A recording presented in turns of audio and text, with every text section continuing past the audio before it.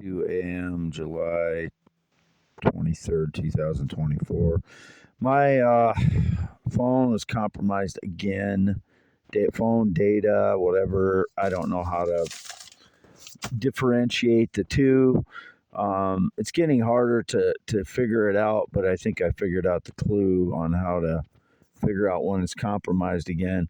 After I went to Oelwein, at some point it got compromised because I had my data on in Oelwein. I don't know if that has to do with it, if it has when my data is on, or if just they get in close enough to my phone that they can compromise my phone. I don't know how it's happening, and I don't know what nefarious things they're doing, but it's always indicated the Middle East. I don't have any connection to the Middle East, and I've said this I don't know how many hundreds of times now. It's just really, it makes me feel sick how many times I have to deny the lies about my life. I'm not saying anything against anybody from the Middle East. I'm saying I have no connection to anyone from the Middle East, never have since the early 90s, and that was just innocent stuff. So, never had any connection to anybody from the Middle East. I don't know how to speak Arabic. I don't know anybody that's ever spoken Arabic or written Arabic. I'm a Northeast Iowa person. I'm a USA. Born in the USA, lived in Iowa my entire life. I explained to my mother, they've been posting more about the Jody Huisentruit disappearance in 95.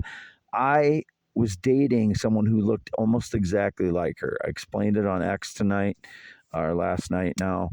Uh, Cindy, who graduated Columbus High School in 1995, she was 18. I was 23. We started dating. We dated on and off for 5 years.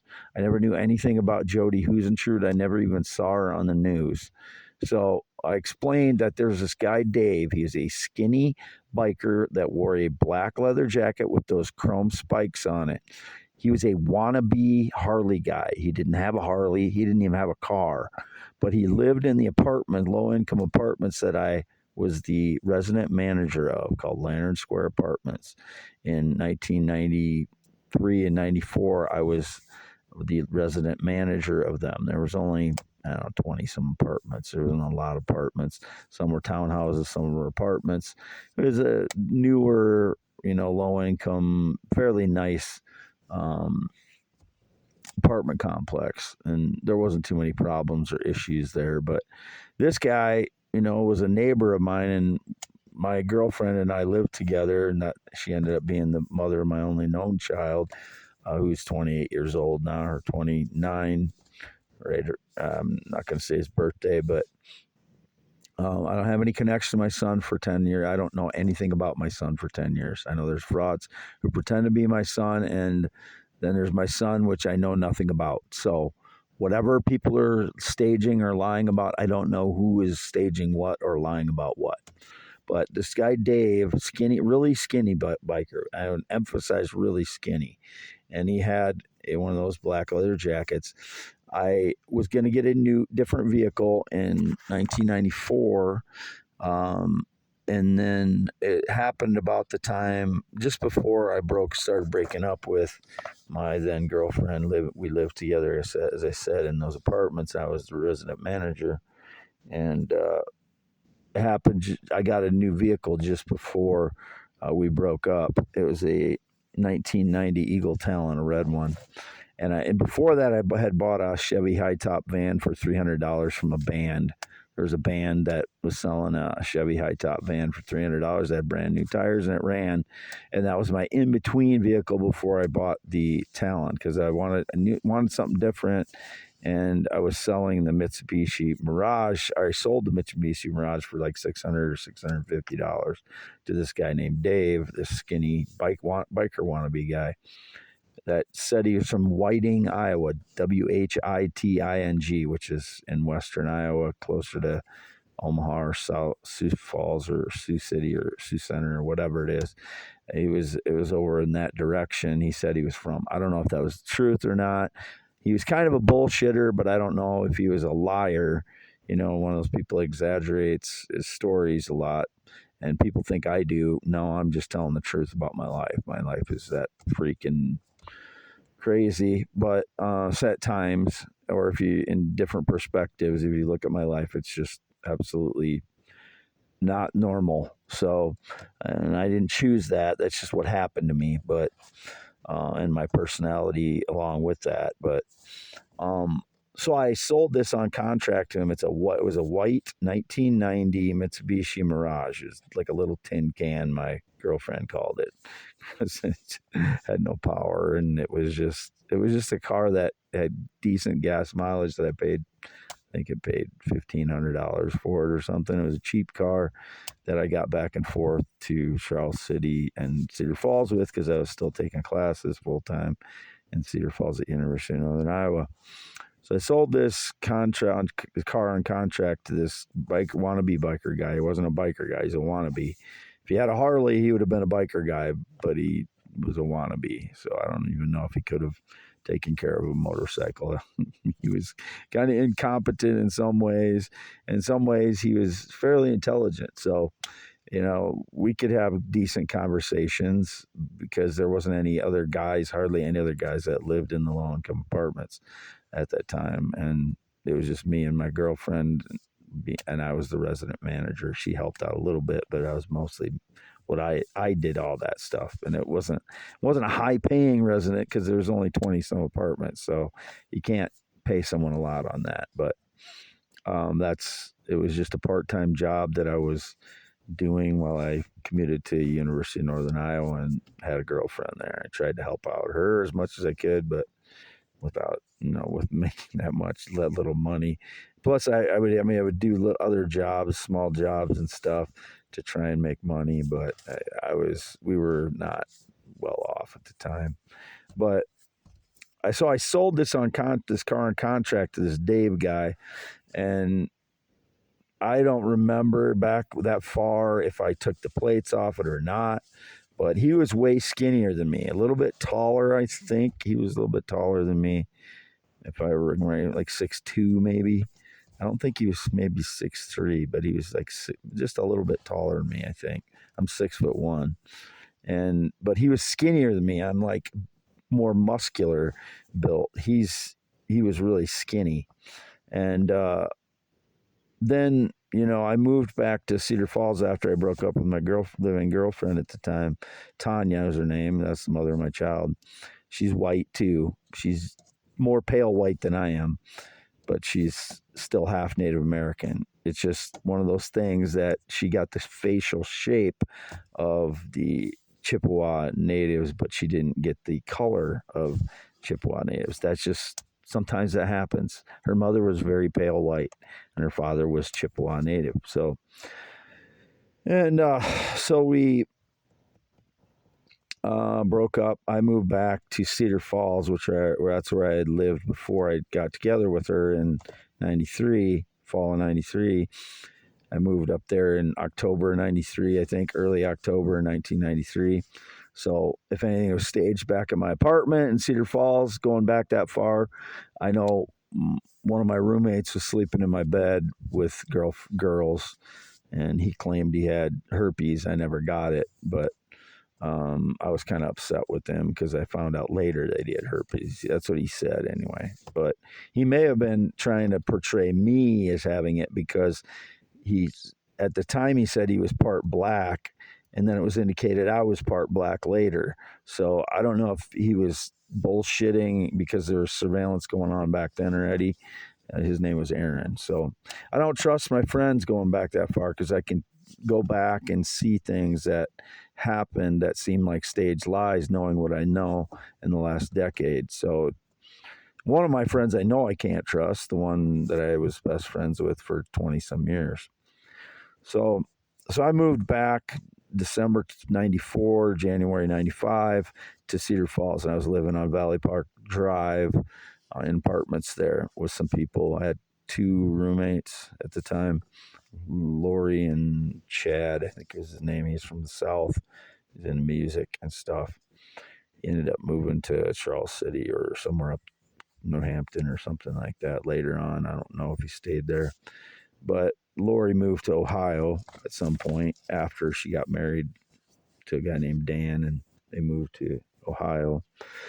I was good friends with her. I think there was almost some kind of romance there, and I wasn't trying to be there. It just almost was, I think, between Lori and I. But there's a good friendship between the two of us anyway. And I'm going into that. It just brings back those memories. So those memories come back, and then I just keep going. But so I was back in Cedar Falls by December 94, January 95, and I didn't go up to Charles City at all because we had a falling out, my girlfriend and I. It wasn't a physical confrontation, or I didn't beat her. I didn't physically or mentally abuse her. Just she cheated on me, and then it got complicated, and then I wrote a letter to my ex and said something about I'd just like to have sex with somebody else or something, because I was upset that she cheated on me more than once. I think with the same guy. She came back with her shirt inside out one morning, and I knew she had cheated on me. She didn't deny it. Um, so I wasn't happy in the relationship, and I wrote a letter to my ex-girlfriend, which got returned. And of course, my jealous live-in girlfriend opened it and read it, and because that's what she was, a jealous type, even though she was cheating on me a little bit. Um, she read it and got really pissed off. Came upstairs and was yelling at me about the letter, and I was like, "Oh shit, it got returned." And it wasn't. I was just unhappy, and I wrote somebody a letter that I was familiar with, and that's kind of what it was. It wasn't like I might have been at the time thinking I want to have sex with my ex or something. I don't know. I don't, but it wasn't like I don't know. Anyway, that's what happened. That's why we broke up. So I moved out, and then I was in Cedar Falls, and then Tanya got pregnant. Tanya was pregnant already.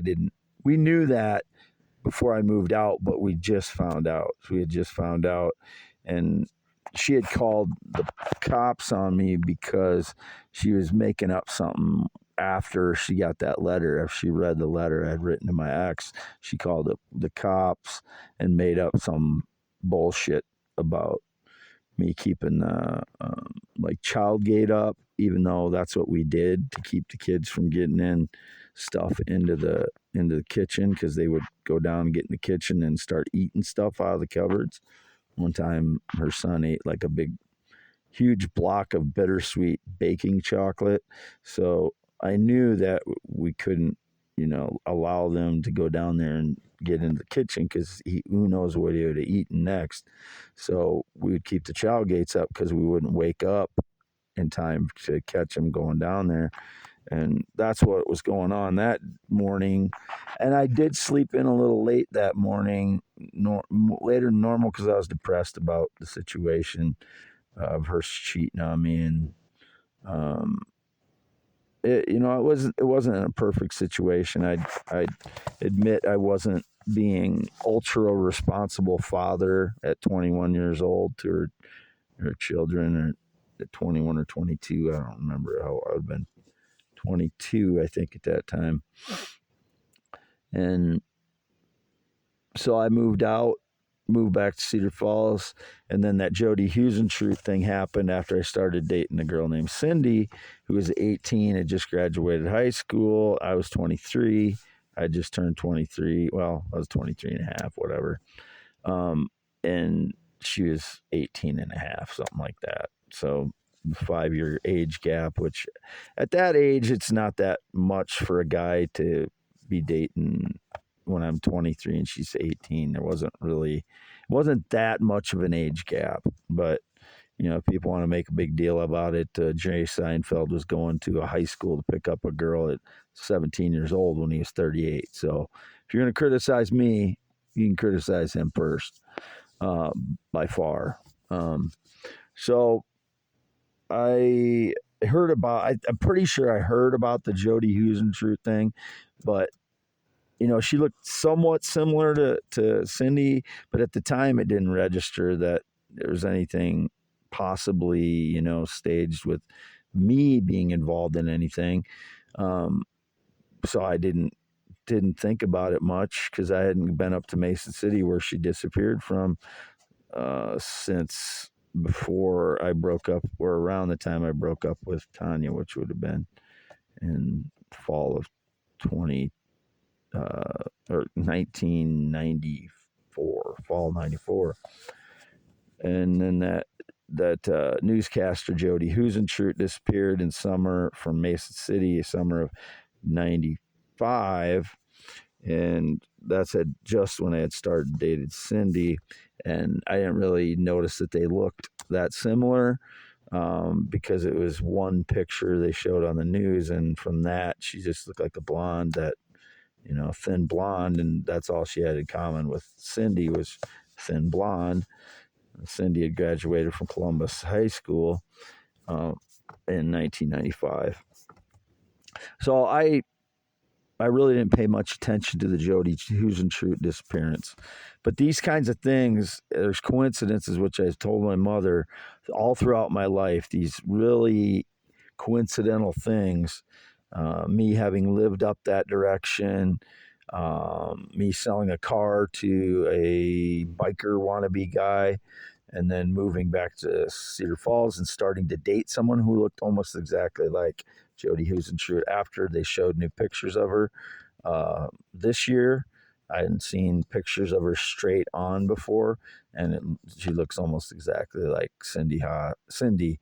I didn't say the whole last name. It started out with Ha, but I didn't say the rest of the name.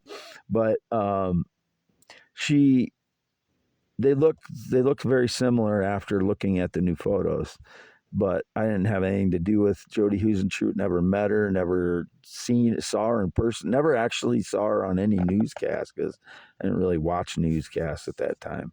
So, especially Mason City, because I don't think I ever saw the Mason City news, even when I lived in Charles City. So I didn't watch that channel.